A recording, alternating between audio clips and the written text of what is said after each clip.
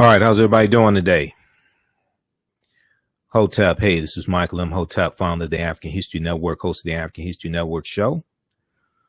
It is Wednesday, June 23rd, 2021, and we are live. Hope everybody's doing well today. So I'm a talk show host, researcher, lecturer, writer, and historian, for those that don't know. And I wanted to come on and talk with you all for a few minutes to let you know about a new online course that I teach that is starting up on Sunday, July 4th, the 4th of July, Sunday, July 4th, 2021, 2 p.m. Eastern Standard Time. We have a new section of Ancient Kemet, the Moors, and the Maafa, understanding the transatlantic slave trade, what they didn't teach you in school. We have a new course starting up.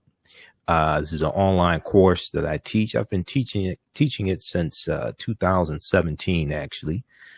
And a lot of people have been asking you. You hear about it on my radio show. I'm on 6 days a week, the African History Network show, and a lot of people have been asking and saying, "Hey, let me know when a new class is starting up because I want to take it." Well, we have one starting up Sunday, July 4th, 2021. It's going to be 2 p.m. to 4 p.m. Eastern Standard Time. Ancient Kemet, the Moors, and the Maafa, understanding the transatlantic slave trade, where they didn't teach you in school. So I'm going to do a brief overview of what we deal with in the course. This is a 10-week online course. We deal with thousands of years of history, and we deal with what led up to the transatlantic slave trade taking place as well. Okay.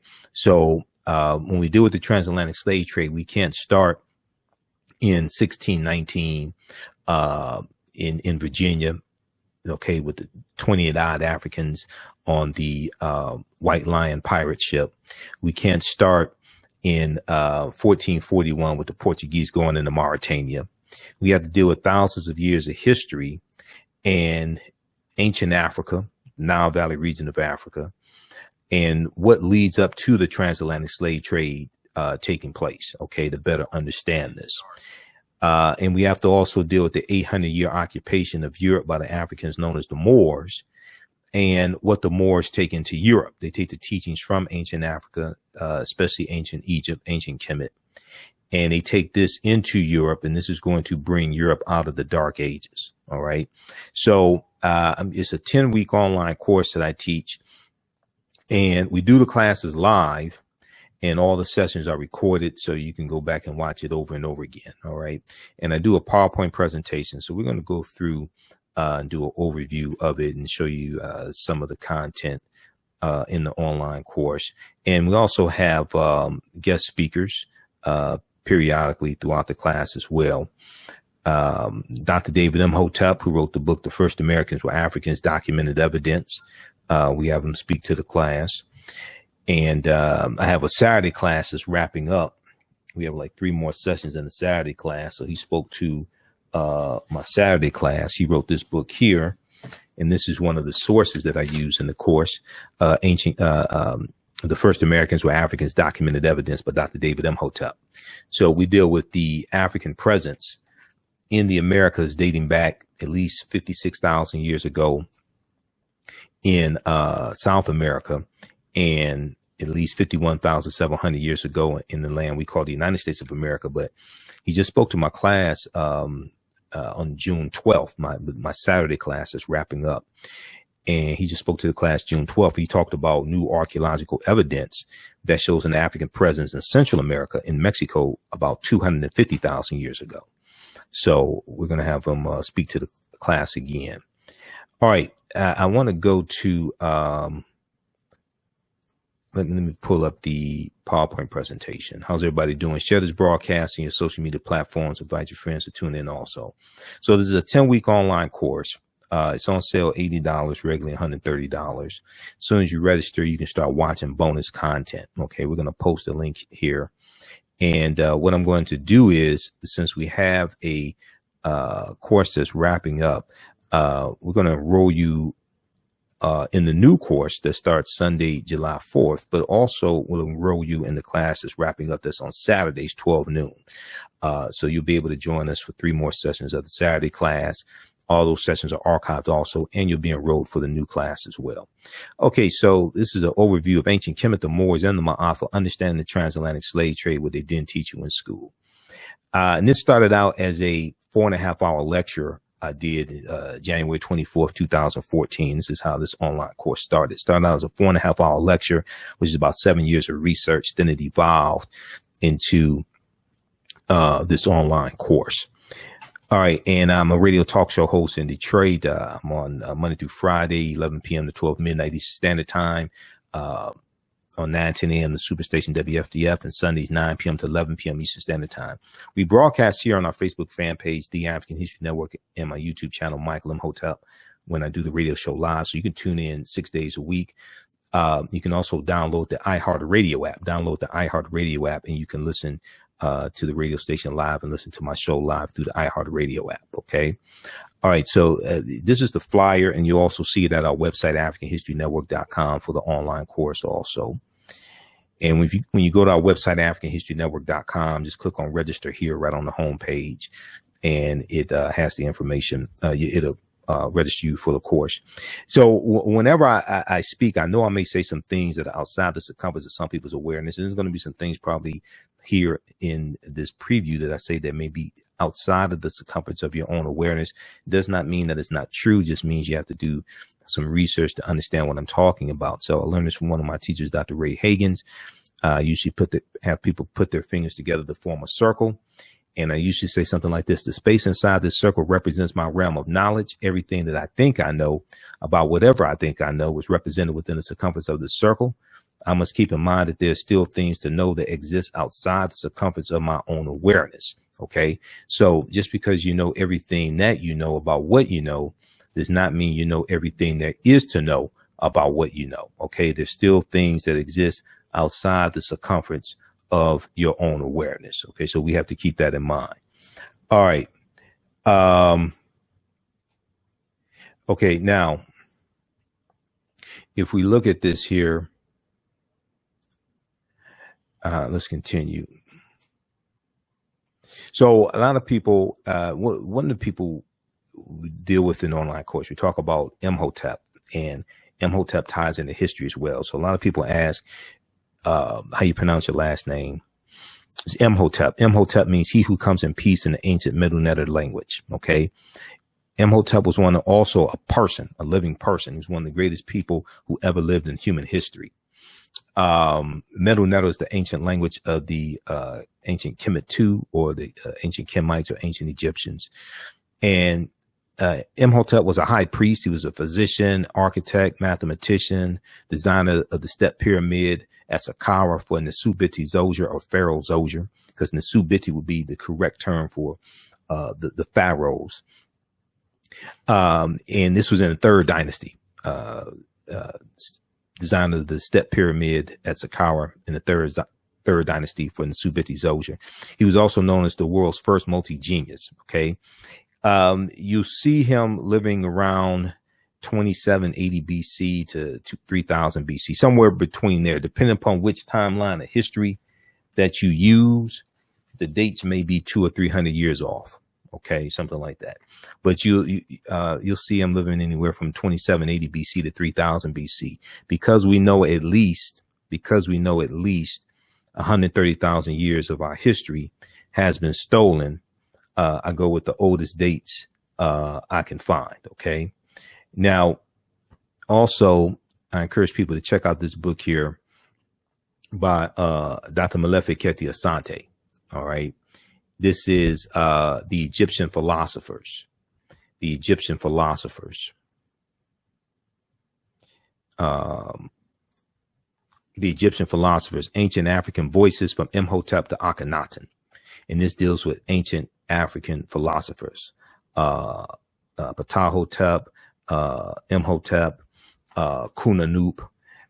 He goes through and lists a number of ancient African philosophers before Aristotle, Socrates, Plato, Kagimni, Sanchi. So he has a number of them. Okay. This is in ancient times.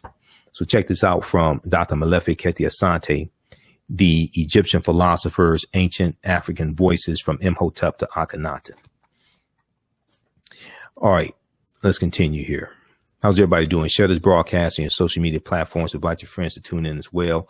We posted the link here. You can go ahead and register for the online course. As soon as you register, you start watching the bonus content. You can watch the class that I do currently on Saturdays that's wrapping up. We have like 3 weeks left. All that content is archived. You can start watching that, and you'll be registered for class number 1 that starts Sunday, July 4th, 2021, 2 p.m. Eastern Standard Time for the 10-week online course. So this is Imhotep. These are famous statues of Imhotep. Okay. Famous depictions of him. This is Imhotep, and this is not Imhotep. In the 2001 movie, The Mummy Returns, the villain's name was Imhotep, or one of the villain's names was Imhotep. Consequently, many of our children think that one of our greatest ancestors was evil and not of African descent. So they have this Arab Eurasian looking depiction of Imhotep, played by actor Arnold Vosloo. Okay, he was in the movie. He's a high priest named Imhotep in the movie. So, we have to be very cognizant and protective of the media that our children consume. Okay, because this is one of the main ways that our children are attacked. They're attacked through the media, and this is programming. All right. Okay. So right now, if you watch my show, you hear me talking about the attacks on critical race theory, the attacks on the 1619 Project. All this is taking place. Backlash from Juneteenth, attacks on Juneteenth from the right wing. All what we're going to see, all this is dealing with history. And this all ties into what's taking place right now. Almost 400 voter suppression bills in 48 state legislatures. We just saw the Republicans in the Senate on Tuesday, June 22nd, blocking the procedure to have a debate on the voting rights on the For the People Act, the new voting rights bill, for the People Act. We see all these things taking place. They all tie into history. Okay. And we saw a lot of that also with the 100th commemoration of the Tulsa Race Massacre, June 1st, 1921. And then we saw it June 1st, 2021. All this ties into history as well. Okay. So these are many of the things that we deal with in the class, and we deal with how history and politics and laws intersect, how they collide. This is why we deal with a chronology of history. We're going to deal with tens of thousands of years of history and bring all this up to the transatlantic slave trade and go through the transatlantic slave trade up to the basically up to the Civil War. Okay. All right. Now I want to go through and just show you a few recent articles, and we see how all this collides, and this attack collides from Republicans, from the right, and they're trying to shut down discussions of critical race theory, shut down. And most of them can't tell you what critical race theory is, but they're trying to shut down discussions when it comes to systemic racism, teaching the history of slavery, etc. All right. And if you watch my show 6 days a week, we go through and break all this stuff down. Okay. So if we look at this here, now this article is from USA Today. Mock slave auctions, racist lessons, how U.S. history class often traumatizes and dehumanizes black students. Okay. Mock slave auctions, racist lessons, how U.S. history class often traumatizes, dehumanizes black students. And every February we see these slave lessons gone wrong. And even throughout the year, we hear about these lessons that are insensitive to African Americans. Slave reenactments and things like this in class, slave like board games, etc. Okay.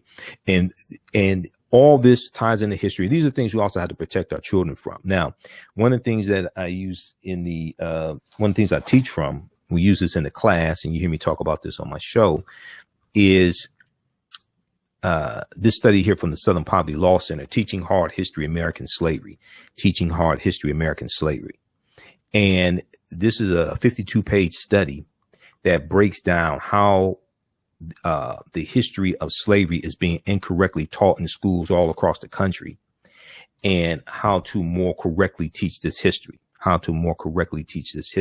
Okay. So you can download that from the Southern Poverty Law Center, splcenter.org. And it's called Teaching Hard History, American Slavery. We'll post the link here for you as well. And you can download, it's free to download. Every school district in the country should be using this, because if they did this, and then it also lays out numerous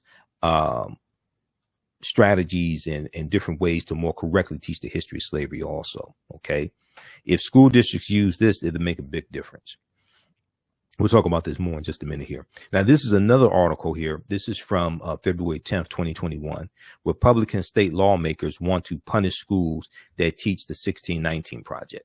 Republican state lawmakers want to punish schools that teach the 1619 Project. And what we've seen is that because of the executive order that Donald Trump did in September 2020, banning critical race theory and different types of diversity training, things like this. This is where the attack on critical race theory from Republicans really started, going back to September 2020. Critical race theory is a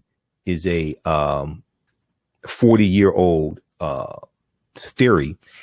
It's a 40-year-old ideology that is taught not in K through 12, but is taught in graduate schools, basically graduate schools in college and law schools. It's a legal analysis. It's not taught in K through 12. So, but you hear this hysteria coming from Republicans, and you have about 20 different states that have passed some type of law banning critical race theory. And all they're trying to do is galvanize support amongst their followers, galvanize support amongst Republicans, because they're not passing or advocating for bills in the House of Representatives or the U.S. Senate that are in general beneficial to everyday Americans. So they're fighting these culture wars, fighting these culture wars, trying to galvanize support and win back the House of Representatives and the U.S. Senate in the 2022 midterm elections. Now, we know we just celebrated Juneteenth, and Juneteenth is a federal holiday now. It passed the House of Representatives and it passed the Senate because there was no opposition to it in the Senate. So it just passed. They didn't take a formal vote in the Senate, the yay or nay vote like they did in the House. Okay, there were 14 Republicans, 14 white male Republicans who voted against Juneteenth becoming a federal holiday in the House of Representatives. Check out the African History Network on Facebook and Michael Imhotep on YouTube, and you can see the broadcast I've done dealing with the real history of Juneteenth. But when we understand this history, and the more we understand about this history, the more we understand ourselves. Our history gives us our values, our interests, and our principles. This gives us a cultural paradigm we see reality through, but this influences our economic empowerment and political empowerment. This teaches us about the politics and the laws and policies that need to be put in place so we understand the past. We can better prepare ourselves for the future. Okay. And what you do for yourself, what you do to yourself, and what you allow other people to do to you and get away with is based upon what you think about yourself. What you think about yourself is based upon what you have been taught about yourself. What you've been taught about yourself is based upon everything you've read, heard, and seen about yourself. So all these laws and policies that we're advocating for, whether we talk about the George Floyd Justice and Policing Act, whether we talk about debt forgiveness for student loans, all this comes out of a historical context. And most of these things we can trace back to a legacy of slavery as well. Whether we talk about reparations and Juneteenth is directly related to reparations, repairing the damage of slavery. All this is connected. But this article here from the New York Times, and we talked about this on my show as well. This article here from the New York Times, this is from, what date is this? This is from, let me flip over and look at the article from the Times. I think this was July 16th. Okay. July 16th, 2021. Most Americans know little or nothing about Juneteenth poll finds. Most Americans know little or nothing about Juneteenth poll finds. It's about 60% of Americans know little or nothing about Juneteenth. Now, African Americans have been celebrating Juneteenth to various extents. since 1866. If 60% of Americans know little or nothing about Juneteenth, how much do they know about slavery? America must have a massive history lesson. America must have a massive history lesson. And many African Americans don't know about slavery, don't really understand the history of slavery, etc., and Reconstruction, what happened after slavery. So Americans in general are very ignorant of history. And we see this also when we look at January 19th, 2021. There was a story from CBS this morning. And they did a story how most Americans don't know what's in the U.S. Constitution. Okay. Then we look at studies from AL.com, Alabama.com. 2/3 of Americans cannot name the three branches of government. Okay. 2/3 of Americans cannot name the three branches of government. So when we go through and look at this, people's understanding of history largely influences who they vote for, the policies they support, and who they vote for political office. When you have elected officials who are ignorant of history, okay, oftentimes they're voted into office by people who are ignorant of history as well. Okay, so when we try to get our issues and concerns met, all this is dealing with historical context. And people who are ignorant of history are not fit to serve in political office, state legislature, U.S. House of Representatives, U.S. Senate, president. Okay, it's too much damage that they can do. That's too much power for ignorant people to have. If you read this article here from AL.com, Alabama.com, 1 in 5 Americans can't name a single branch of the U.S. government. This is from September 19th, 2019. Okay. 1 in 5 Americans can't name a single branch of the U.S. government. Now, Senator Tommy Tuberville from Alabama, when he was running for the Senate, he could not name 3 branches of government. Okay. All right. Judicial, executive, and legislative. He cannot name the 3 branches of government. He's running for a U.S. Senate to be a U.S. Senator. He won the U.S. Senate seat. He also could not explain the 1965 Voting Rights Act, and he's from Alabama. We know Selma, Alabama was ground zero for the fight for the 1965 Voting Rights Act. If we look at this article quickly here, 1 in 5 Americans can't name a single branch of the U.S. government. Now, all this ties into history, and this deals with what we deal with in this 10-week online course. Okay. And politics is the legal distribution of scarce wealth pound resources and the writing of laws, statutes, ordinances, amendments, and treaties, their adoption, interpretation, and enforcement. This is all connected. Politics is the legal distribution of scarce wealth pound resources and the writing of laws, statutes, ordinances, amendments, and treaties, their adoption, interpretation, and enforcement. So a recent survey found America may need to go back to civics class. Civics largely has been taken out of the schools. Unfortunately, this is why we have to teach this to our children, and civics has to be put back into schools. Annenberg Public Policy Center's Civics Knowledge Survey found only 2 in 5 American adults, or 39%, could correctly name the 3 branches of government. Only 39% could correctly name the 3 branches of government. Okay. So you're looking at about close to 2/3. We're looking at about 61% who could not name the 3 branches of government. Almost 2/3 of Americans cannot name the 3 branches of government. That figure was the highest in 5 years, up from 32% the previous year. Okay. So in 2018, it looks like 2018, only 32% of Americans could name the 3 branches of government. It makes no sense. But then you see how a lot of these ignorant Republicans get elected into office, and some ignorant Democrats like Kristen Sinema of Arizona. Okay. People don't understand history, don't understand the Constitution, things like this. 1 in 5 adults could not name any branch of the federal government. 1 in 5 adults could not name any branch of the federal government, the study showed. This is from AL.com. Now, how much do you think these people know about the history of slavery? How much do you think they know about the history of slavery? How much do you think they know about the Civil War? All this fight today, all these issues today are the result of history. Okay, so the more that we understand this history, the better we understand how to navigate through all this and understand these policies that need to be put in place and understand how to get these policies passed. I was speaking in Atlanta at the 9th annual Juneteenth festival, June 18th through the 20th, 2021. Okay, and I was doing 2 presentations there. I was speaking Saturday and Sunday, and I was a vendor as well. And, I asked maybe about 50 people in total, maybe more than that. How many seats in the House of Representatives are there? No one could tell me. They had this thinking, look, the U.S. House of Representatives, nobody could tell me. There are 435 seats in the House of Representatives. I asked people, how many votes does it take to get a bill passed in the House of Representatives? All this ties into history. This is all connected to history rooted in the U.S. Constitution. These are things we deal with in this 10-week online course.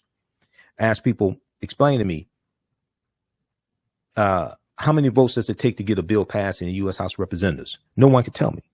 It takes 218 votes, a simple majority, 218. How many seats in the U.S. Senate? Nobody could tell me. How many seats in the Senate? There are 100. Based upon the U.S. Constitution, every state has 2 U.S. senators. How many votes does it take to get most bills passed in the Senate? Nobody could tell me. I'm asking adults. I'm not talking about 5-year-olds. I'm asking African Americans, adults. I'm in Atlanta. Georgia has the largest Confederate monument in the country. It's called Stone Mountain. On the side, it's a huge mountain. On the side of Stone Mountain, have you all seen Stone Mountain? I've climbed to the top of Stone Mountain. Okay, they have a pathway where you can climb to the top of Stone Mountain. On Stone Mountain, you have the reliefs, the carvings of 3 Confederate, they call heroes. Okay. You have General Robert E. Lee of Virginia. You have Thomas Stonewall Jackson and Jefferson Davis, who was the president of the Confederacy. Okay. This is Stone Mountain. This is the largest Confederate monument in the country. This is in Georgia right now. Stone Mountain. Read this article here from SmithsonianMag.com, official website of the Smithsonian Institute. What will happen to Stone Mountain, America's largest Confederate memorial? Okay, this is there in Georgia right now. So all this deals with history, the fight to remove Confederate monuments.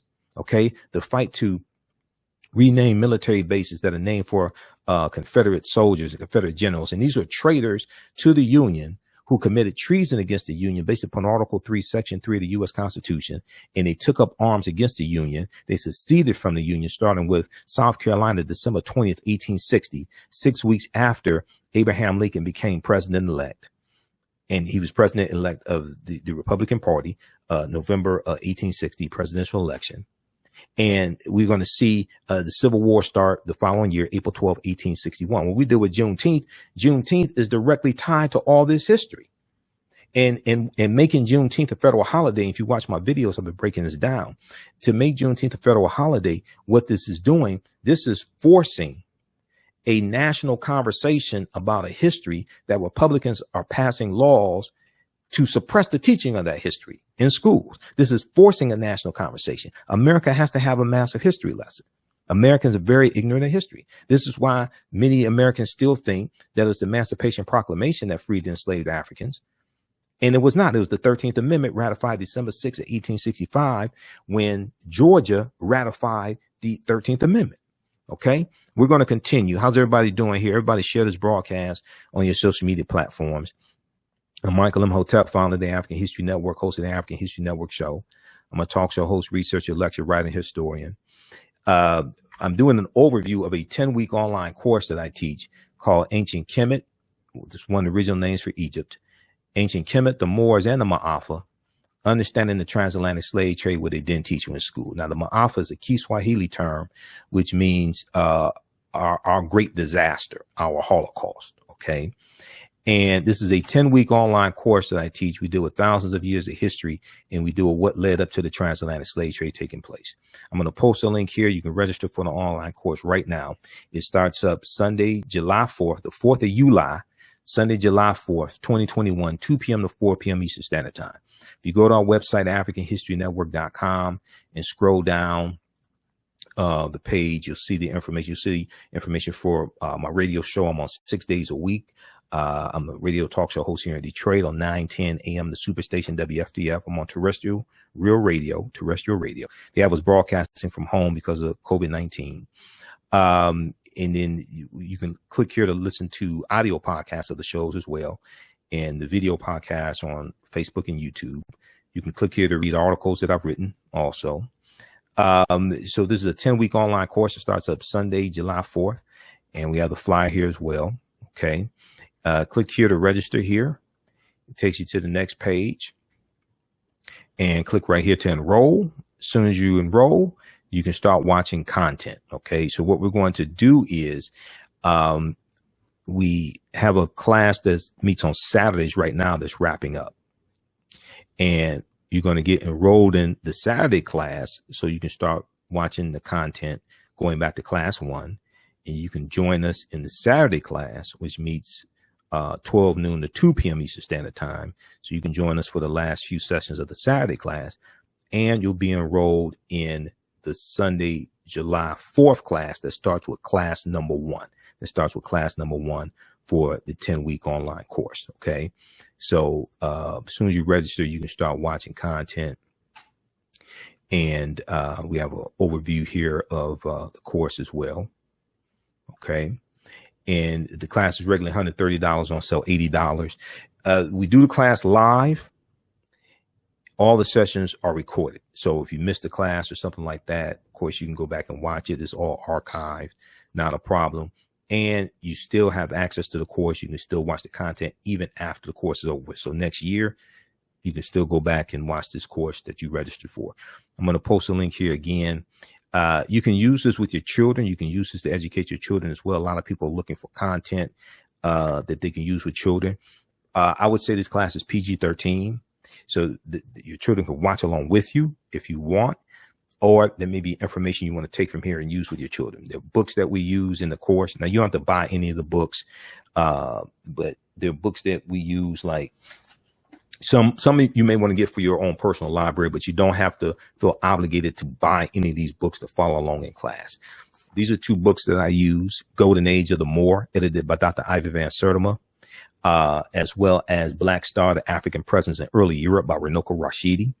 Runoko's a friend of mine, brilliant scholar, brilliant historian, voracious, prolific writer. He's a world traveler. He's been to over 130 countries and islands. And he has an essay in this book here dealing with the Moors. So when we deal with the Moors, these are 2 books that I use on that.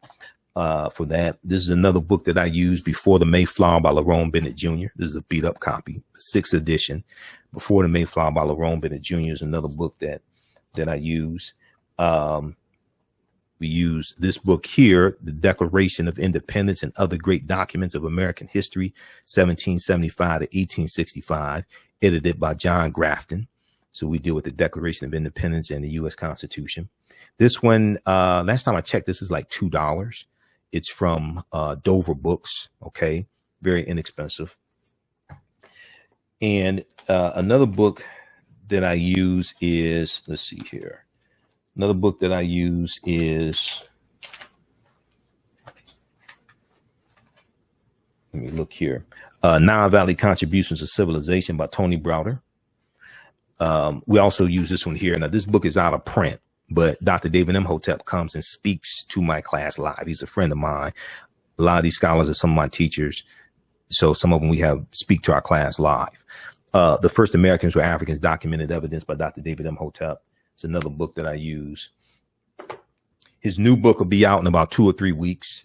He just spoke to my class on June 12th. The Saturday class is wrapping up. And of course, we use Nile Valley Contributions to Civilization by Tony Browder. And I'm trying to see where that book is. Also, Egypt on the Potomac. Egypt on the Potomac is another book that I use as well.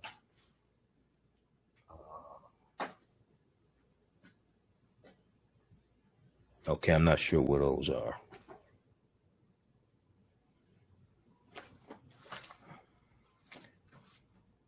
Oh, over here. I've got hundreds of articles all over the place.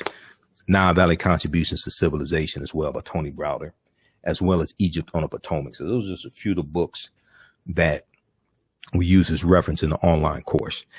Let's continue here with the PowerPoint presentation. So read this article from the New York Times. And I dealt with this on my show Tuesday, June 22nd, the African History Network show.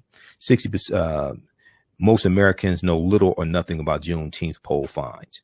This is forcing America. This is forcing a history lesson on America, a much needed history lesson. So yeah, this is Teaching Hard History, American Slavery from the Southern Poverty Law Center. Okay, this is the cover of the study that I was talking about. This one right here, this study here. And you go to splcenter.org, you can download it, splcenter.org. And this is one of my teachers, Dr. Leonard Jeffries, who I actually talked to yesterday. I sent him a video of an interview that was done with me on the Urban Information News Network here in Detroit, dealing with the history of Juneteenth and Juneteenth becoming a federal holiday. And he called me, we talked. So I'm setting up an interview with him. I've interviewed him a number of times in the past, I think about 17 times. This is one of our great Grandmaster scholars, Dr. Leonard Jeffries. And Dr. J says, whoever controls the images controls your self-esteem, self-respect, and self-development. Whoever controls the history controls the vision. Okay, this is why we have to fight for against negative stereotypical images of African Americans as well, because these images are also exported around the world, and this ties into history as well. Okay, now when Dr. Leonard Jeffries and Professor James Small teach, two of my teachers, and if you listen to my show, you've heard interviews I've done with them over the years. They talk about the pyramid principle. Okay, now here's the pyramid of Khafre at Giza. And the pyramid has three sides. Okay, the foundation is African history and culture. It's African history and culture. It gives us our foundation. It gives us our values, our interests, and our principles. And this influences our political empowerment as well. Okay, our values, our interests, and our principles. This gives us a cultural paradigm that we see reality through. And this influences how we engage in economics. Okay, do we use European capitalism to engage in economics, or do we use African concepts of economic empowerment, which are the co-ops, the cooperatives? Okay, which are concepts that we brought with us from Africa. If you read Collective Courage by Dr. Jessica Gordon Nimhart, Collective Courage, which deals with a history of cooperative economics and the co-ops that we had. Where's that book? Collective Courage. Right here. Collective Courage by Dr. Jessica Gordon Nimhart. This deals with the co-ops that we had, even during slavery. The things like the Free African Society of 1787, the Colored Merchants Association, founded about 1928, which comes out of the Negro Business League, the National Negro Business League, and the Colored Merchants Association was an association of African-American grocery store owners. The Colored Farmers Union, founded in 1886 in Texas, which grows to have about 1.2 million members. It's probably the largest co-op that we had. We have a deep, rich history of economic empowerment, but that's tied to the co-ops, the cooperatives, where the members are also owners, part owners. Probably the most well-known type of cooperative is a credit union. Okay, a credit union that comes from the co-ops. And this concept of cooperatives are concepts we brought with us from Africa. Okay, so we have a deep, rich history of this, but a lot of people don't know this. We were doing things like raising money for people who were in slavery, buying them out of slavery, You have benevolent societies raising money for burial cost for African Americans. We have a whole deep, rich history of cooperative economics. So cooperative economics is not black capitalism. It's not like capitalism dressed up in red, black, and green. Okay. The concept of the cooperatives is much different. Okay. So this is why we have to really understand that. But that comes from understanding African history and culture. That gives us our foundation that influences how we engage in economics, how we engage in political empowerment. We have to have a synthesis of all three of these as well. It's not just one. We have to have a synthesis of all three of these. Okay. Now, very briefly here, read this article from theatlantic.com. What kids are really learning about slavery? What kids are really learning about slavery? And this was the first article I saw that dealt with the study from the Southern Poverty Law Center. This article came out February 1st, 2018. What kids are really learning about slavery from theatlantic.com. And in the study, Teaching Hard History American Slavery from the Southern Poverty Law Center, they did a survey of 1,000 high school seniors about what they know about the history of slavery. Only 8%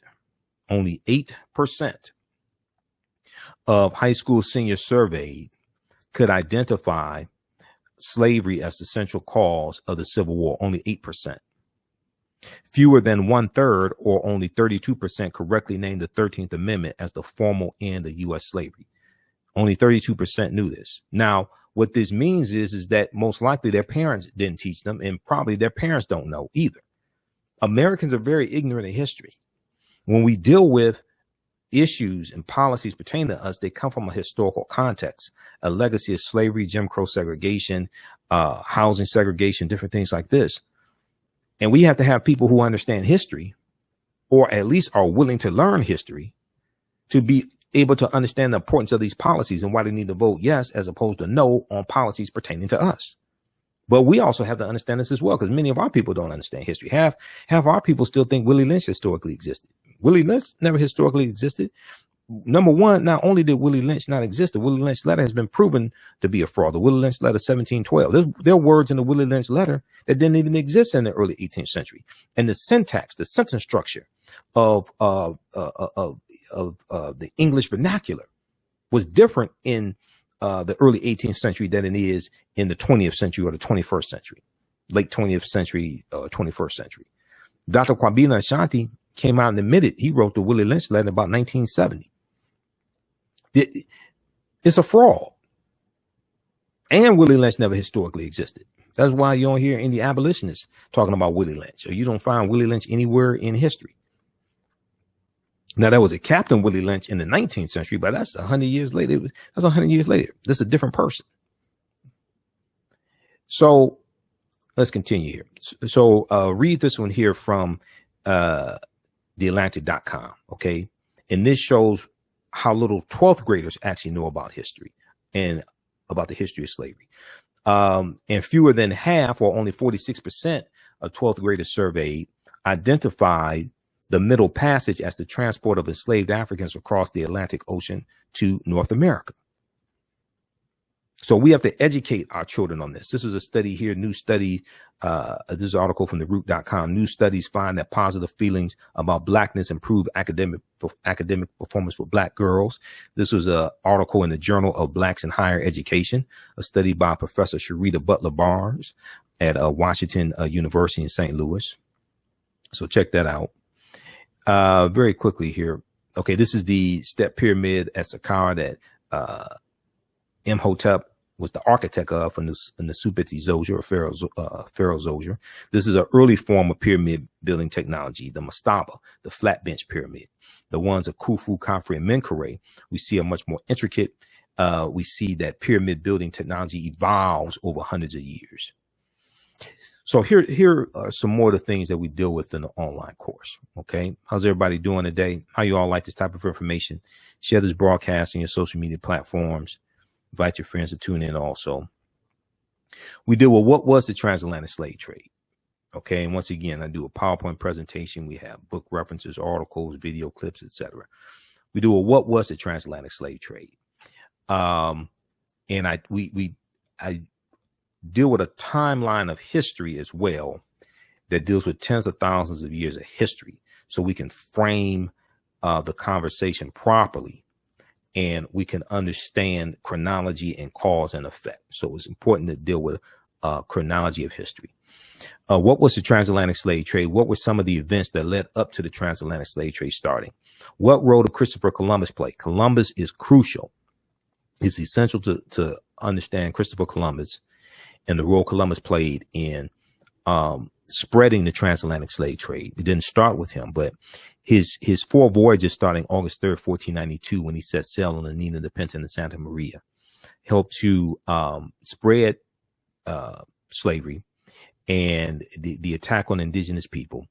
It helps to spread racism and capitalism, the exploitation of indigenous people. And we're going to see the Spanish conquering areas, Haiti, Puerto Rico, Cuba, Honduras, Panama. They're also setting up these sugarcane plantations as well. They're killing the indigenous people. They are bringing in Africans, shipping in Africans, enslaving them as well. And we're going to see the transatlantic slave trade really explode from this, and as well as the Asiento de Negros of about 1517, signed by King Charles V, also known as King Charles I. Okay, the Asiento is extremely important to understanding the spread and the growth of the transatlantic slave trade. And the Asiento dealt with, it was a license given to slave trading nations, giving them license to supply African slaves to Spanish colonies, the Asiento de Negros. Okay, this is something that we talk about in the course, and it's very important to understand the Asientos. What role did Christopher Columbus play? And the other thing that's really important to understand about Columbus is when you look at where Columbus went on his 4 voyages, and we'll show you this in just a minute, Columbus never came to the land that we call the United States of America. Columbus never came to the land that we call the United States of America. The closest he came here was Cuba, which is 90 miles away. So all the statues of Christopher Columbus around the country, that largely comes from the Italian American influence and Italian Americans pushing for this. Okay, all those statues really should come down. Okay, he was a terrorist. He inflicted genocide amongst the people, and he's not somebody that should be honored. We see more and more cities and states are celebrating Indigenous Peoples Day, but Columbus was a master of genocide. This is not somebody that we should be celebrating, especially African Americans, because a lot of people he was killing were African Americans also, or African people. All right, now,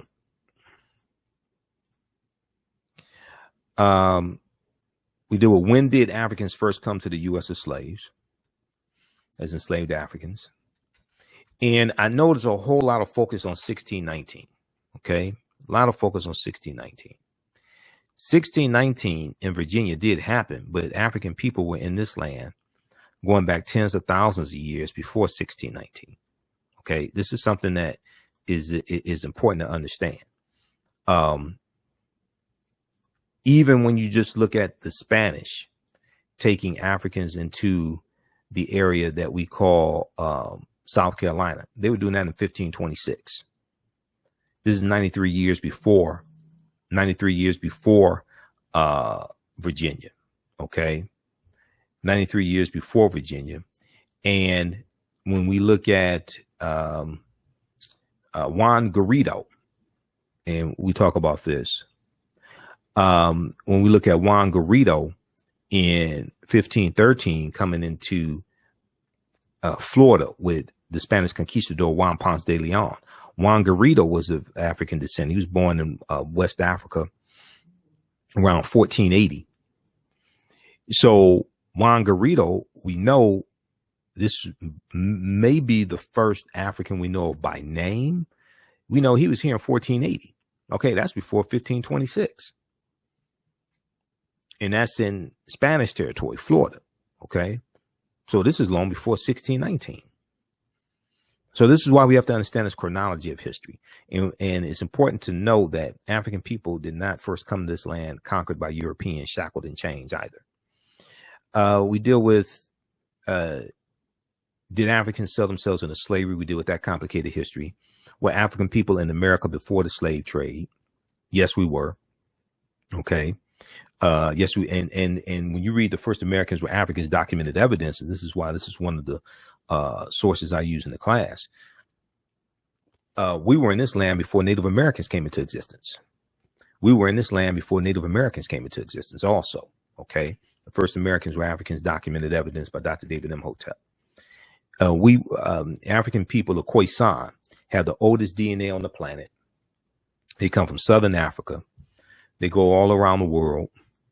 And they were in this land as well. The short-statured Africans, okay? The short-statured Africans, ancestors to the Anu and the Twa.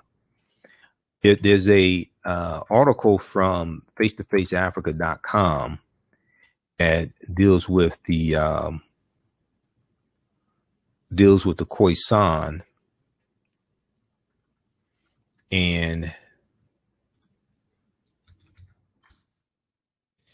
let me pull this up here from face-to-faceafrica.com, because see, in the course, what we do is show you how to connect all these things together. These news articles that you see, we show you how to connect all this together. And then we also decode symbols as well. There's a symbol encyclopedia that I use. So I encourage people to get a symbols encyclopedia. Mine is right here. Signs and Symbols, an illustrated guide to the origins and meanings. Signs and Symbols, an illustrated guide to the origins and meanings. This has 2,000 symbols in it from around the world. Okay, 2,000 symbols. It decodes them, and symbols are related to culture and history. The first page is Heru out of ancient Kemet. Okay, that's on the first page, Heru out of ancient Kemet. And then we look at, on the front, we see different symbols from the Medu Neter. Okay, we see the Eye of Heru, we see a pyramid. And then on the back, we see some of those same symbols. Then we see the Ankh, the African key or African symbol of eternal life, the Ankh. And we know that plays a part in the story of Asar, Aset, and Heru. And Aset being impregnated with the virgin, the virgin Aset being impregnated with the baby Heru, who's going to be born on December 25th. All this is connected. This comes out of ancient African mythology, spiritual systems. This is all connected. All right, now. So this article here from Amazon, from dealing with Amazon.com. This is from face-to-faceafrica.com. Africa's oldest ethnic group fights to keep ancestral land away from Amazon reach. Amazon.com reach. This is from June 4th, 2021. This is a Khoisan man. Amazon is looking to build its new African headquarters in Cape Town, South Africa, in a project that will take between 3 and 5 years. However, the land on which the multi-billion-dollar corporation seeks to put its edifice belongs to the local Khoisan people, reputed to be the oldest existing people in the world. Read the rest of this article here, dealing with the Khoisan. Okay. These are the short-statured Africans. They're the ancestors to the Anu and the Twa. They go all around the world, and they were here in this land as well. All right. How y'all like this type of information? We're going to post the link again here so you can register for the online course. This starts up Sunday, July 4th, the 4th of July, as Dr. Shaka Musa Baron Shango called it, the 4th of July. He wrote the books African People and European Holidays and Mental Genocide, Book 1 and Book 2. So when you go to our website, AfricanHistoryNetwork.com, scroll down the home page and you'll see the information for our radio show. Scroll down, you'll see the information for the online course. Okay, and we have a flyer here. Click right here for register here. Takes you to the next page. Click on enroll. As soon as you enroll, you can start watching course content. And like I said, we have a class on Saturday that's wrapping up. We have like 3 more sessions of the Saturday class. So we're going to do 2 things for you. You're going to enroll you in the Saturday class so you can watch the last 3 sessions or so. That meets on Saturdays, 12 noon to 2 p.m. Eastern Standard Time. And we'll enroll you in the new course that starts with class number 1 on Sunday, July 1st. Okay, Sunday, July 1st, 2021. And it's going to be 2 p.m. Class is going to be 2 p.m. to 4 p.m. Eastern Standard Time. And we do the class live. All the classes are live, but we record all of them as well. All the sessions are recorded. So if you miss anything, you can go back and watch it archived on demand. And you can watch from around the world as well. All right. So let me post the link here. You can register for the online course. You can start watching content right away. And you're also in the Saturday class that you'll also get the archives of. You can watch the class that where archaeologist Nubia Wardford spoke to our class. She's an African-American female archaeologist. We talked about the origins of ancient Kush and the African queens of antiquity. And then also you can see the class where Dr. David Imhotep spoke to our class as well. The author of The First Americans Were Africans, Documented Evidence. All right, so we just posted the link here. Let's go back to the PowerPoint presentation. So we do when did Africans first come to the U.S. as slaves? Did Africans sell themselves into slavery? We deal with that complicated history. Were African people in America before the transatlantic slave trade? Absolutely. We were here before Native Americans came into existence. When we deal with Columbus, Columbus is crucial to understanding the exploitation of indigenous people and the spread of capitalism, racism, slavery, etc. Columbus and his 4 voyages. So he set sail August 3rd, 1492 on the Nina de Pinta and the Santa Maria. And he ends up in the Bahamas, or what he calls San Salvador, October 12th, 1492. This is why Columbus Day is celebrated on October 12th. He goes into Cuba and Hispaniola, which is Haiti. His second voyage, September 1493, he goes into the West Indies and Boricuan, which is Puerto Rico and Jamaica, in 1494. His third voyage, May 1498, he goes into Trinidad and the Venezuelan mainland in South America. And fourth voyage, May 1504, he goes into Panama and Honduras in Central America. He never comes to the land that we call the United States of America. Okay, he never comes to the land that we call the United States of America. So all those statues of Christopher Columbus, you know, they should come down in the U.S. I'm against tearing statues. I'm against that because I don't want people to do that to statues of our heroes. But the authorities, city council, governors, they should take all those statues down, put them in museums. Okay, all those statues of the master genocide, Columbus, should come down. He was a fraud also. Read one of the books we use is Christopher Columbus and the African Holocaust, Slavery and the Rise of European Capitalism by Dr. John Henrik Clarke.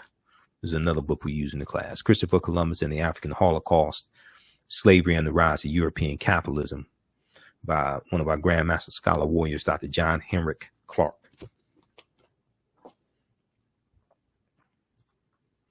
All right, let's continue here quickly.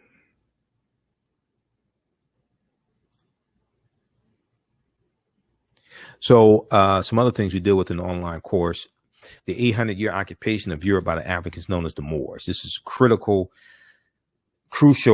to understanding the transatlantic slave trade, understanding this history. Okay.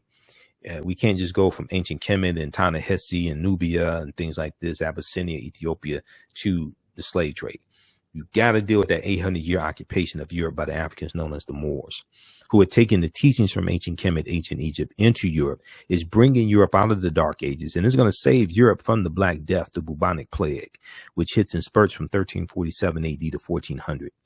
And Europe lost between 1/4 to 1/3 of the population because of the Black Death. And they're coming out of the Dark Ages, and they're going in and conquering people's land, extracting the mineral wealth out, setting up sugarcane plantations, and Europe is rebuilding itself as well. Okay. So they go from the Dark Ages into the Renaissance age, which is an age of enlightenment, allegedly. We do with shocking archaeological discoveries that are causing experts to rethink everything. Insurance companies that took out insurance policies on slave ships and enslaved Africans on plantations. Freemasonry, America, and the founding fathers. The origins of the term America, Africa, and more.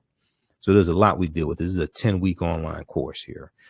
The problem with slave movies, why are we being bombarded with slave movies and slave themed TV shows? And this is something I talked about even when the TV show Underground was on. You know, we're the TV shows about Africans in antiquity and ancient Kemet and Ta-Nehisi when we ruled nations. Okay. Well, where are TV shows like that? If you're going to have TV shows like Underground, you're going to have TV shows during slavery. Okay. Where are TV shows, of Africans in antiquity when we were ruling empires in Ghana, Shanghai, and Mali, different things like that. We do it Asar, Aset, and Heru, and the origins of the Immaculate Conception story. And what you're going to see is a lot of these. You're going to see that a lot of these stories that we see now. This may go outside the circumference of some people's awareness, but a lot of the stories that we see in Christianity or in other religions are going to be adaptations of much older stories coming out of ancient Africa. And they're going to be adapted to various people's cultures, and the names are changed and things like this. Okay. But we see this even with the Helios Biblos, or the Sun Book, or what we call the Holy Bible. When we look at the word Christ comes from the Greek word Christos, and we know Christ meaning anointed one or anointed. But this goes back to Karest, Karst, Karest, which means the rising of the spirit, which is, out of ancient Kemet, ancient Egypt. So, you know, it's one of my teachers, Professor Kabahaya Watha Kamene, says to understand the existence of something, you must first understand the pre-existence of existence. To understand the existence of something, you must first understand the pre-existence of existence. So we deal with all that in the Asar, Aset, and Heru, and the origins of the Immaculate Conception story. Links to ancient Kemet, Egypt, and early Christianity, Freemasonry in America. And we know Freemasonry is based upon the teachings coming out of ancient Kemet and the mystery systems, the Grand Lodges out of ancient Kemet, ancient Egypt. The fake Willie Lynch letter, 1712. The African influence in the film Black Panther, because the film Black Panther is deep on multiple levels. I did like 3 months of research on the film Black Panther and the comic book to be able to do my lectures on it. And, you know, the language spoken in the film Black Panther is isiXhosa, which is a Bantu language, is a real African language. Wakanda is a Kikongo word, but Wakanda is also a Native American word. We see it in Omaha Ponca and Sioux Indian languages. It means possesses secret powers, Wakanda. Now, what was the transatlantic slave trade? The transatlantic slave trade was the forced journey of African people from Europe to Africa to the Americas. Trinkets from Europe exchanged for Africans, or used, or they used money to purchase them. It lasts from basically the 1440s to 1865, right about 1441, with the Portuguese going into Mauritania. What was the Middle Passage? The Middle Passage was the leg of the triangular trade from Africa to America, or the New World. Manufactured products such as rum, textiles, weapons, gunpowder, etc., were taken from Europe to Africa in exchange for Africans who would become slaves, or for exchange for gold and silver. The African slaves were then sold in the Americas Caribbean, etc., for raw materials such as sugar, molasses, which was turned into rum, tobacco, later on cotton, and also for fish, flour, and foodstuffs. Okay, this deals with the Middle Passage. So we go through and break down all this, show you step by step. We have maps, etc., to get a better understanding of all this. And this brings you right up to today. We can go through a chronology of history. The attacks on the voting rights of African Americans. We can go back to 1890. We'll go back to 1870, actually. Go back to 1870 with the 15th Amendment being ratified February 3rd, 1870, and adopted. 15th Amendment guaranteed the right to vote for African American men. And this is during Reconstruction. Reconstruction is basically 1865 to 1877, after the Civil War ends. And we're going to see, as soon as the 15th Amendment is adopted, we're going to see efforts to start putting obstacles in the way of African Americans voting. We're going to see these written into state constitutions, like the Mississippi State Constitution of 1890, which made poll taxes and literacy tests legal. Okay. And we're going to see other southern states start adopting state constitutions with these obstacles in the way of African Americans voting in them, because during Reconstruction, we had about 2,000 African American elected officials that we voted into office. Okay. And many of them were former slaves. And you have white men who are focusing on shutting this down. So they start putting these obstacles in the way of us voting. And the lawsuit of Williams versus Mississippi of 1898, the U.S. Supreme Court rules that it does not violate the Constitution to have poll taxes and literacy tests. Okay. So, and then they're going to have the grandfather clause of 1898, which states that if your grandfather could not vote because he was a slave, then you can't vote. So they're putting all these obstacles in the way of us voting. This is why you needed a Voting Rights Act of 1965, going back to things in the late 1800s and these state constitutions, and the Texas State Constitution of 1876, Louisiana State Constitution of 1898. All this history is connected. It brings you right up to today. All right, let's continue. Okay, so this is Runoko Rashidi. Runoko's a friend of mine, and we use two of his books for reference in the online course also. Golden Age of the Moor and the African Presence, the Black Star, the African Presence in Early Europe. This is Dr. David Imhotep, who wrote the book, The First Americans Were Africans, Documented Evidence. I've interviewed him, I think, 14 times, something like that. His book has 713 footnotes and deals with the African presence in the Americas dating back at least 56,000 years ago and 51,700 years ago in the land we call the United States of America. Page 14 of his book deals with a discovery in Allendale County, South Carolina from 2004 that Dr. Albert Goodyear made. Okay, that Dr. Albert Goodyear made. And Dr. Albert Goodyear is an archaeologist at the University of South Carolina. They found 13 different types of evidence fairly documenting an African presence in South Carolina, dating back at least 51,700 years ago. 13 different types of evidence. They found artifacts, architecture, campsites, carvings, Egyptian writings, footprints in lava, genetic M174D haploid groups dealing with DNA and genetics, linguistics, skulls, skeletons, structures, and tools, okay, and paintings. Linguistics, paintings, skulls, skeletons, structures, and tools. They found 13 different types of evidence, thoroughly documenting an African presence in the Americas dating back at least 51,700 years ago. This is before Native Americans came into existence, and these were the Khoisan, who I just showed you a picture of also. Now, this is Dr. Albert Goodyear, okay? And Dr. Albert Goodyear is a white archaeologist at the University of South Carolina. This is an article from ScienceDaily.com from November 18th, 2004. All right. How's everybody doing? Share this broadcast on your social media platforms. Invite your friends to tune in as well.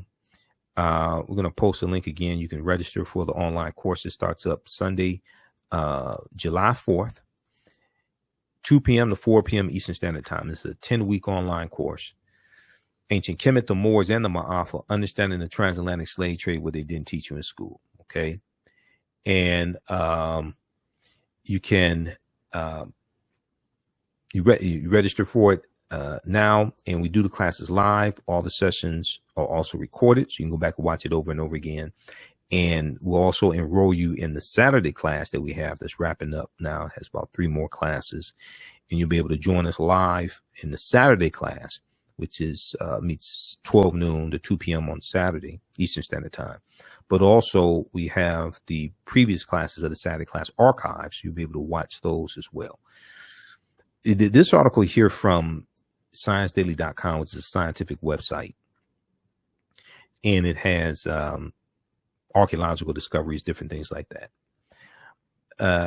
There's an article entitled "New Evidence Puts Man in North America 50,000 Years Ago." November 18th, 2004, ScienceDaily.com. Here's a summary of what the article says.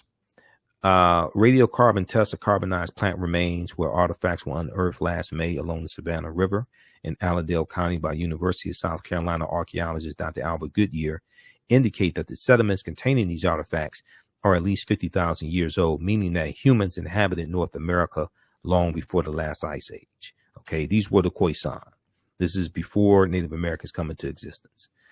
This is a summary. This is not my summary. This is the summary from ScienceDaily.com about the discovery in 2004 that Dr. Albert Goodyear made. And we go through and we look at numerous recent archaeological discoveries that are just mind-blowing. And when these new discoveries come out, the scientists, the paleontologists are saying we have to rethink everything. There was one, the lost city of Egypt, the Golden City, dates back 3,000 years ago. But they're saying that we have to rethink everything. We have to push the timelines back. Okay. You know, Juvenile had a song Back That Thing Up, like 1998, 1999. When these new discoveries come out, they keep having to back the timelines up. They keep having to back these things up. So the deeper they dig, the blacker the planet gets, the more research they do, the older we get. And these archaeological discoveries are coming out, you know, every other week, something like that. This is Dr. David Imhotep. He was interviewed on WKRP in Cincinnati, Channel 5. Let me play an excerpt of this interview. Just 1 second. This gives you some more background information because a lot of people don't know this information. I should say, and we have a picture of the book too. It's the first Americans were Africans, and we were talking about Dr. Ivan Van Sertima because I remember back in the 1980s, my dad took me to hear him. He came here to Cincinnati, and his book was "They Came Before Columbus," and he talked about how Africans were here. He had a lot of, great research information, and so it was just kind of eye-opening.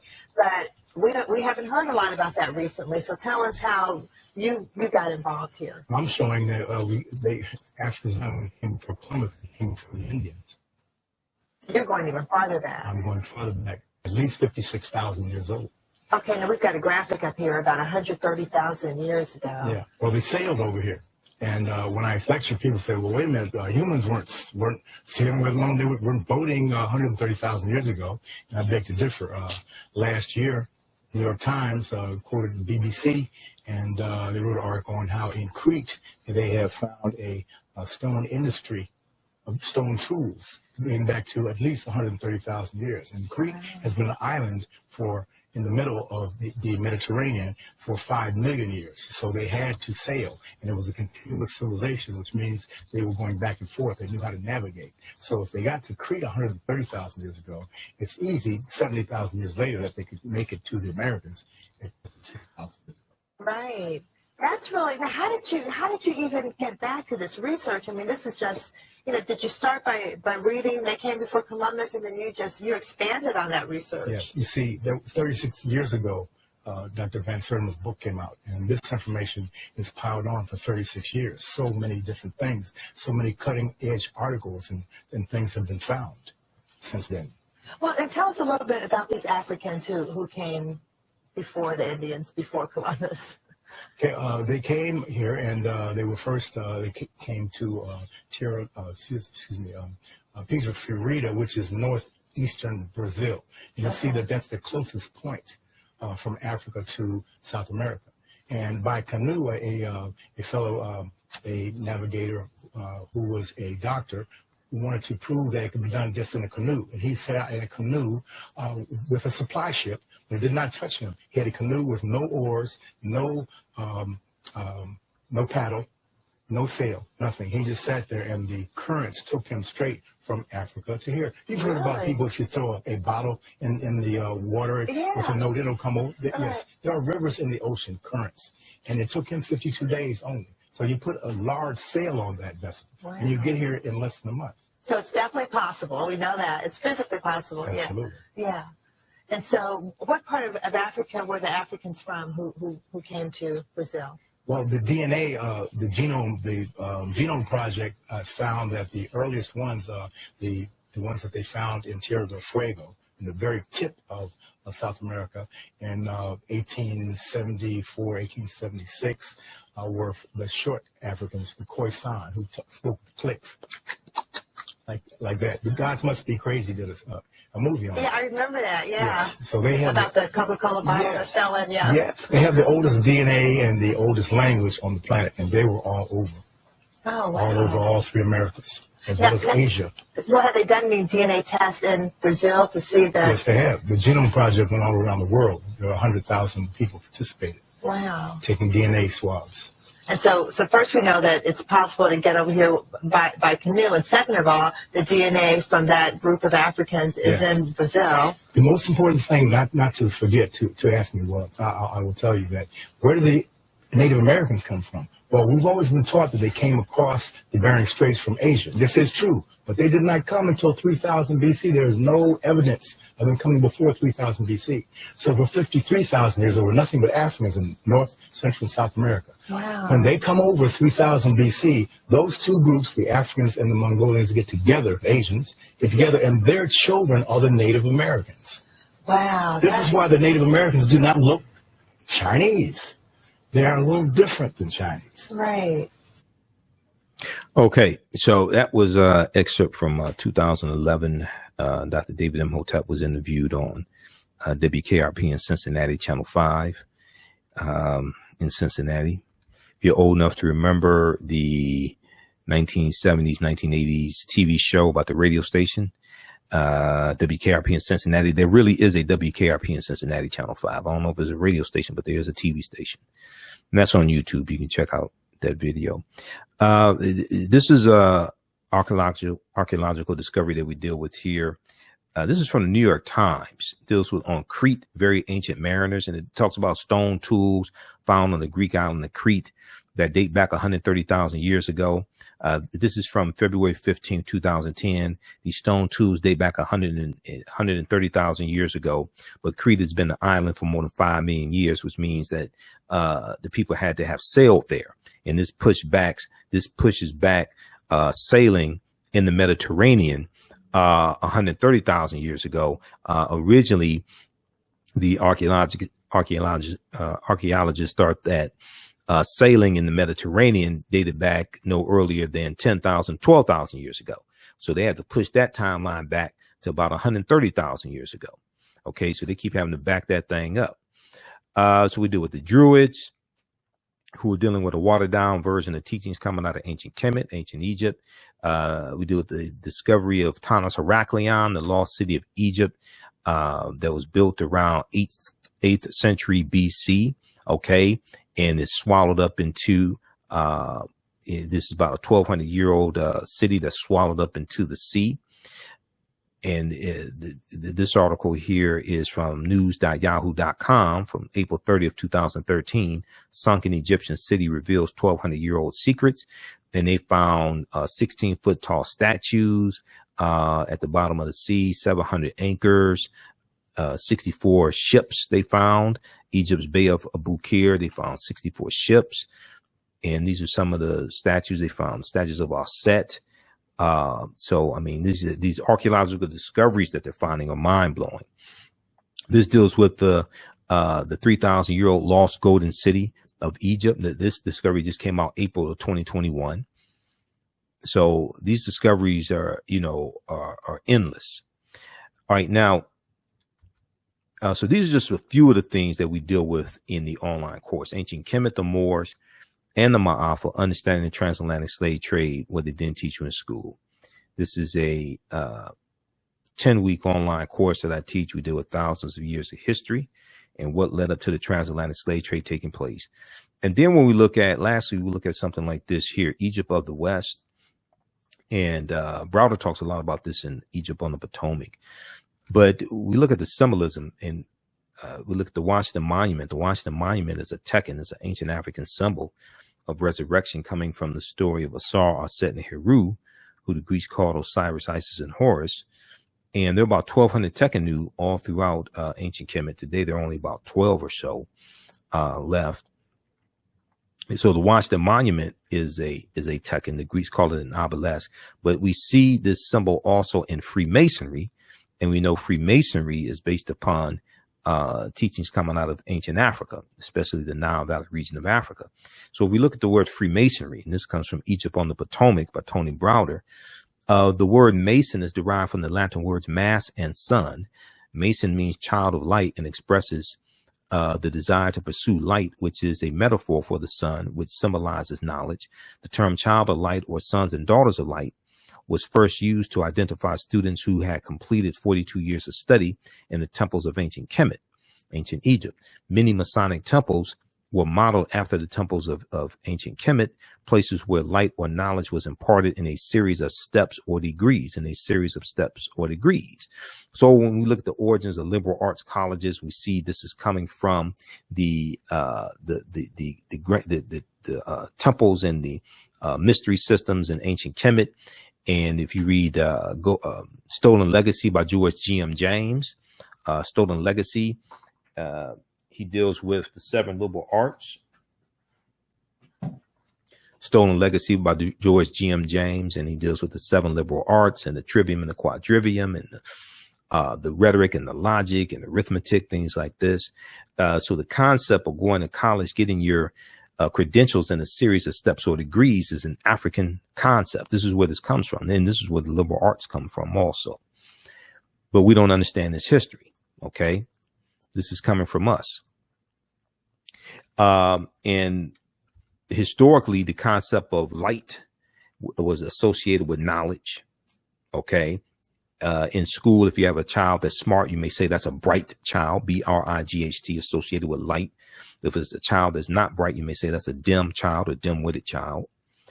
If you see a cartoon and the cartoon character, Doc McStuffins or Tom and Jerry or Mickey Mouse, whatever it is, Paw Patrol, my daughter likes Paw Patrol. If they have an idea, a light bulb may go off over their head, okay, to signify that they have an idea or a good idea, a bright idea, right? And so when we look at Europe in the Dark Ages, and Europe gets cast into the Dark Ages with the fall of the western portion of the Roman Empire in 476 AD, when the Vandals and the Visigoths come down and crush the western portion of the Roman Empire, it casts Europe into a period of darkness. This is ignorance. This is a period of ignorance, okay? Hundreds of years of ignorance, the Dark Ages. So all this deals with history and ties into ancient Africa. Look at pages 18 and 32 of Egypt on the Potomac by Tony Browder. Now, 50 of the 56 signers of the Declaration of Independence were Freemasons, and 13 of the 39 signers of the U.S. Constitution were Freemasons. 4 of the first 5 U.S. presidents were Freemasons, and there have been 14 Freemasons who have been U.S. presidents also. Here's a famous statue of Asar, Aset, and Heru, who the Greeks called Osiris, Isis, and Horus, and Aset was the virgin. Okay, who and you're going to find out that the Immaculate Conception story is thousands of years older than we thought, thousands of years before it resurfaced in the Helios Biblos, the Sun book, with the Virgin Mary and the baby Jesus. This may go outside the circumference of some people's awareness, but the letter J did not exist until 1630 AD. The letter J is derived from the letter I. The letter J is derived from the letter I. And when you look up the word Jesus in the dictionary and look at the etymology of the word Jesus, it takes you back to Yeshua, which is Hebrew. It takes you back to the Yeshua with the Y, because the letter J did not exist until 1630 AD. You can go to maybe like Britannica.com and look up the letter J, and it tells you the origins of the letter J. The letter J comes from is derived from the letter I. And in the historical origin of Christianity by Dr. Walter Williams in chapter 9. Chapter 9 deals with the whole history of the letter J. Okay. And I know Dr. Walter Williams, I've interviewed him a number of times also. This is from The Secrets of ISIS, the TV show that came on Saturday mornings on CBS. They had a Shazam and ISIS hour. And we didn't know that ISIS was a copy. This white woman, ISIS, was a copy of an African woman named Osset, who the Greeks called Isis. Okay. This is where this comes from. When you watch this show, and on Hulu, I think they still may have episodes of it. At the beginning of the show, they talk about how she gets her powers from ancient Egypt, and they start talking about the names of Neteru, Hathor, Heru, all different types of things like this. But they're showing us ancient Egypt, ancient Kemet, but we don't know that they are co-opting it. Okay. And we don't know it was an African woman, Isis, Osset. And so then from Osset with the baby Heru, born on December 25th of a virgin birth, you get the Black Madonna child that was worshipped all throughout Europe by Europeans. They still have statues of the Black Madonna child in Europe today, in Spain and Portugal and France and Russia, Czechoslovakia. They still have statues of the Black Madonna child. And then we get the white baby and Jesus from this also. Okay. All right. So these are just a few of the things that we deal with in the online course.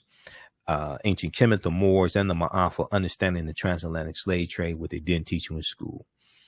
It's a 10-week online course that I teach. We did with thousands of years of history and what led up to the transatlantic slave trade taking place. Lastly, I talked about Black Panther. The language spoken in the film Black Panther is isiXhosa. And isiXhosa is the Bantu language. Bantu languages are a group of 500 African languages. 500 African languages belonging to the Bantoid subgroup of the Benue Congo branch of the Niger Congo language family. The Bantu languages are spoken in a huge, large area, including most of Africa, from southern Cameroon eastward to Kenya and southward to the southernmost tip of the continent of Africa. 12 Bantu languages are spoken by more than 5 million people, including Rundi, Rwanda, Shona, isiXhosa.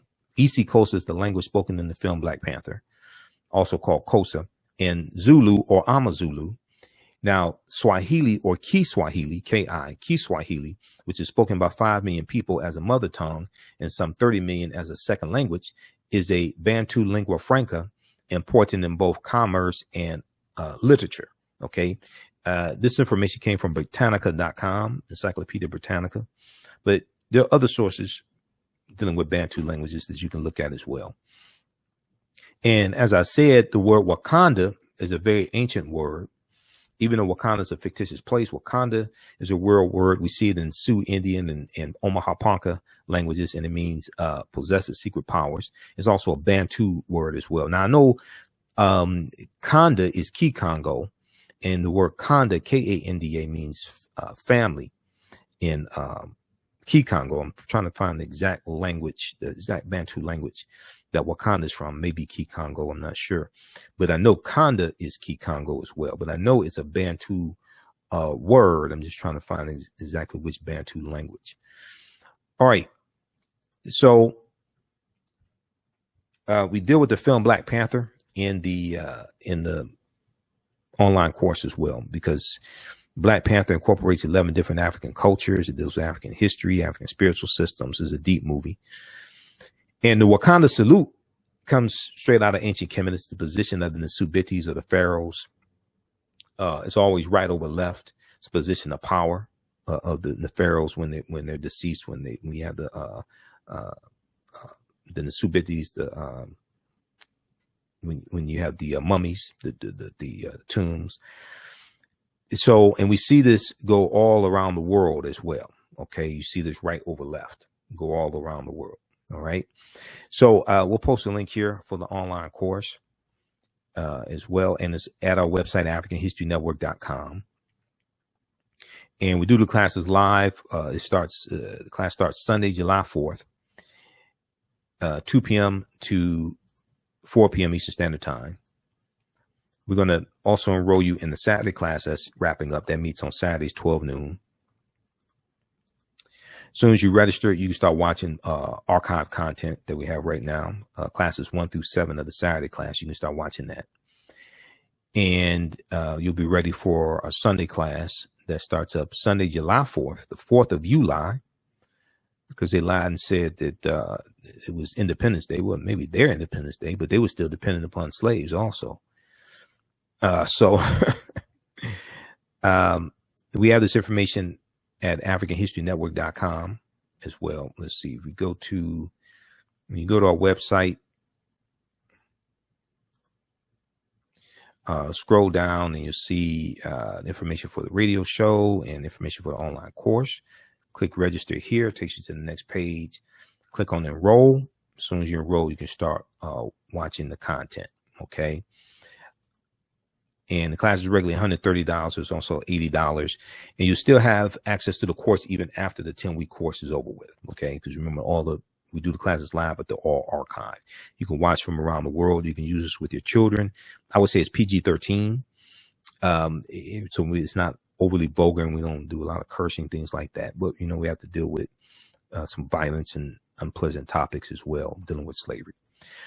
Okay, and if you want to support the African History Network, $, the AHN Show through Cash App, $, the AHN Show through Cash App.